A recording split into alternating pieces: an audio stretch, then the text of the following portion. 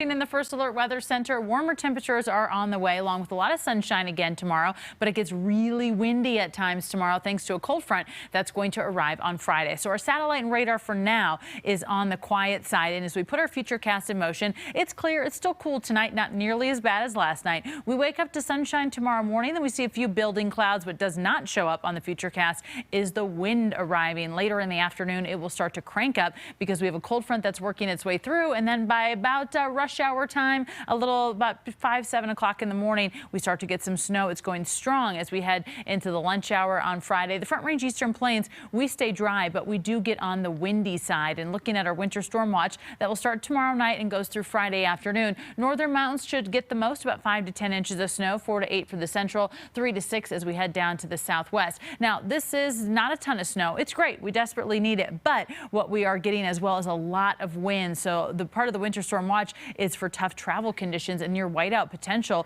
with gusty wind to go along with this snow. So the wind is really going to be the issue over the next day or so, especially as we head into late Thursday and into Friday afternoon. So southeastern Colorado, very gusty. You could see winds anywhere from 60 to 75 miles an hour. And our foothills, it is going to be rocking out there. So awful. We will see gusty wind again, potentially up to 75 miles an hour. And just because the high country is not under this high wind watch doesn't mean that it won't be wickedly windy out there. It will. Our mountain passes are going to be really tough Thursday night through Friday afternoon, and even I-70 heading out toward the Eastern Plains. So many high-profile vehicles make their way out that way. Just know that it is going to be very gusty. It may not be to 60 miles an hour, but it will be very strong. Right now, it's 23 in Denver, 17 in Fort Collins, low 30s for most of the Eastern Plains, lots of 20s in the high country, teens to the 30s off to the west, and we have 22 from our weather watcher Dan Wolf, who lives in Westminster. He said his house never got above 25 today, and it was certainly cool out there.